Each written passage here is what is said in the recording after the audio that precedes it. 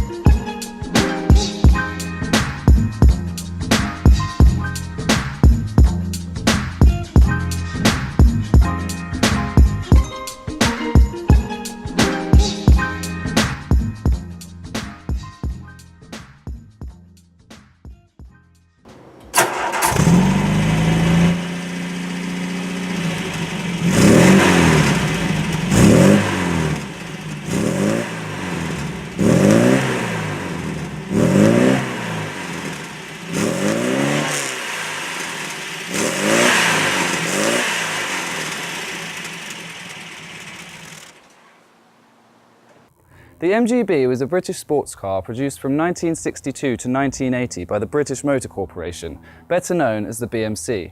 The company also responsible for other classics such as the Austin and Morris Minis and Healey Roadsters.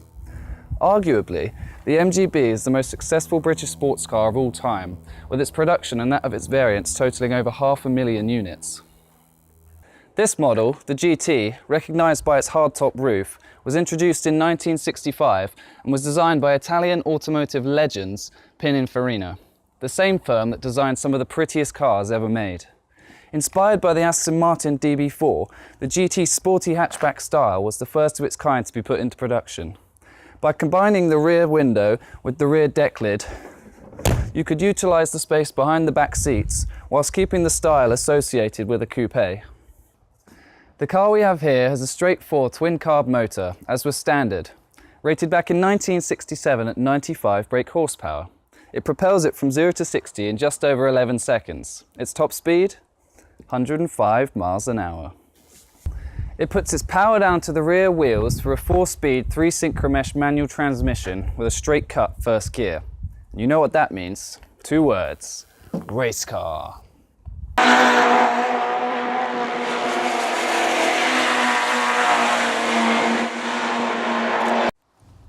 An overdrive option was available, which was fitted to less than 20% of all MGBs, and that's what we have on this car. It's engaged by a toggle switch on the dashboard, but this was moved to the top of the gear knob in 1977. As is the case with most classic cars, they tend to have a bit of personality. This one is no exception, and has been lightly modified to the owner's taste. Let's see what he has to say about this poor man's Aston. I've owned the car since about 2000. Which is 18 years now. I did it over a period of about 5 years to get it fully restored, and I've never actually totally finished it because there are things I'd still like to do to it. I quite like looking at it because I think its design is great. I love the wire wheels, which are very different to modern day cars. My favourite thing about the car is its basic engineering, which you can easily understand. Everything can be taken apart and repaired. It's easy to work on. The modifications I've done to the car are fitting the bumpers without the overriders because I prefer the look of it without the overriders. That involved making holes in the rear bumper to put the rear number plate lights in the bumper. And I've also fitted chrome wire wheels as opposed to the factory painted ones. The MG has a special place because it's a classic British car, and I remember seeing one when I was 11 years old and thinking that's a car I'd like to own one day. Funnily enough, that car was newer than this one, but I've achieved that goal by owning one of these. So it's probably my favourite car, although I do own another classic. This car was manufactured in 1967 and sold in the northeast of England.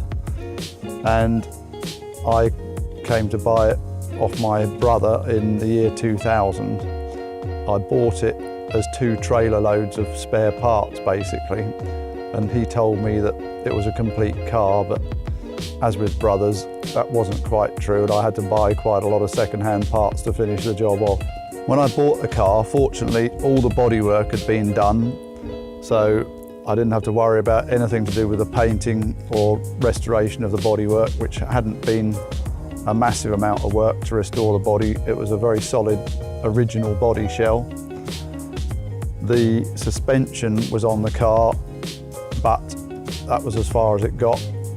I had to rebuild the engine, finish fitting all the steering and all the internals in the car, and then I had to, what the hell did I do after that?